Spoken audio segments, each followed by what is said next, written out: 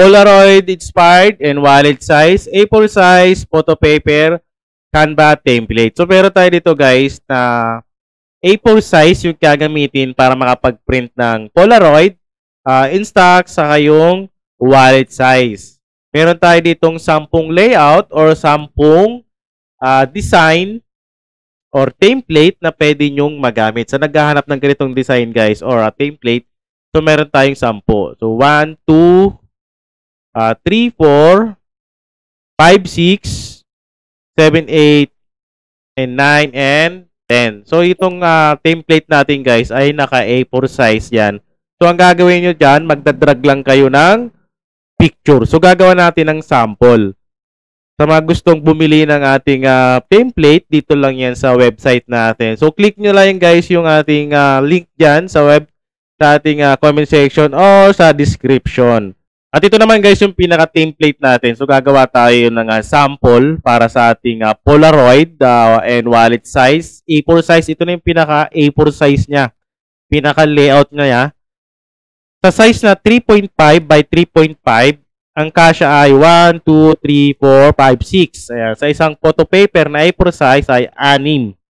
So gagawin nyo dyan, ikakat nyo na lang to. Itong pinaka-line na yan. So may guide naman yan. So, dito meron tayong your text.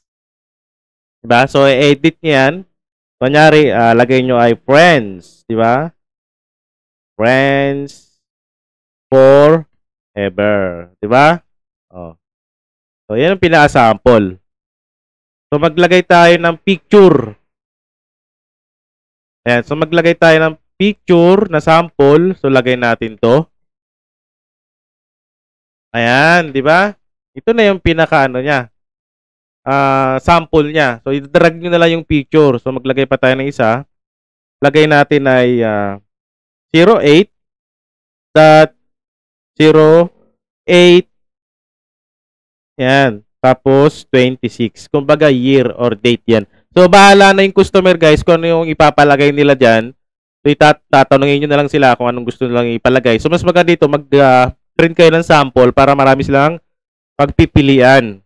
Ayan. So, maglagay pa tayo ng isang picture. Hanap pa tayo ng picture na ilalagay dyan na maganda. Ayan. So, yung sakto lang dapat dito sa pinaka layout natin. Ayan. Di ba? Ayan. So, drag and drop lang din naman yan. Idadrag na lang yung pinaka picture natin. Ayan. So, ito yung pinaka sample. So, tignan nyo na lang yung pinaka template natin, yung pinaka buong design niya or layout niya pag nakabili kayo. 10 yan. So, papakita ko lang yung isa. Itong isa natin ay 3.5 by 3.5 yung pinaka-size. Ayan. So, ikakat nyo na lang. Kapag print niyan guys, click nyo lang yung share. Download. Tapos, punta ka dun sa PDF, print. Piliin mo ay CMYK. I-click mo lang kung ano yung page lang na ipiprint mo, katulad nito. Ayan. Tapos, download. So, pag na-download mo na siya, mapupunta yan dun sa download folder mo, tapos i-open mo na lang. Ayan. So, ito na yung pinaka-layout niya, A4 size. Ayan. So, ito yung sample na ginawa natin. Ayan. So, i-click mo lang yung icon na printer. Tapos, click mo lang yung A4 size kasi photo paper na A4 yung gagamitin natin. Ayan. Ayan o. Ito na yung pinaka-layout niya. So, ipiprint mo na lang. Tapos, ikakat mo na lang siya. Ayan. So, ganun lang gumawa at mag-edit dito sa ating template para sa ating Polaroid and wallet size. Sa pag-purchase naman ng ating template, so, click nyo lang yung link dyan sa description or sa comment section.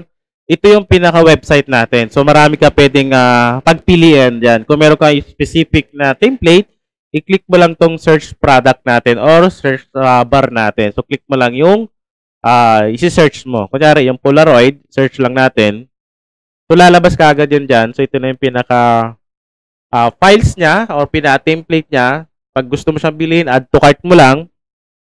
Ayan. So, dito sa website natin, guys, marami tayong pwedeng pagpilian na payment method. So, meron tayong PayPal, meron tayong GCash, Maya, bank transfer, at so, gagawin nyo dyan guys, click nyo lang yung proceed to checkout. Sa pag-checkout ng ating template or ng file. So, gagawin nyo dyan guys ay fill upan nyo lang yung billing details natin para magkaroon din kayo ng account dito sa website natin. So, every time na maglalagin ka or mag-purchase ka ng template, meron ka ng account. Gagawin mo dyan, lagyan mo ng first name, last name, town, city, postcode, phone number at higit sa lahat guys, napaka-importante yung email address kasi dyan isa-set yung details ng pinorchase mo. Tapos dyan din isa-set yung settings para makapag-set ka ng password dito sa ating website. So, kailangan double check mo muna ng email address. Okay? So, napaka-importante yan. So, dito naman, pwede ka magbayad ng debit, credit, PayPal, direct bank transfer, at yung GCash natin, guys. Yung Maya, Bill.is, WeChat Pay, at yung QR page natin na kahit anong e-wallet,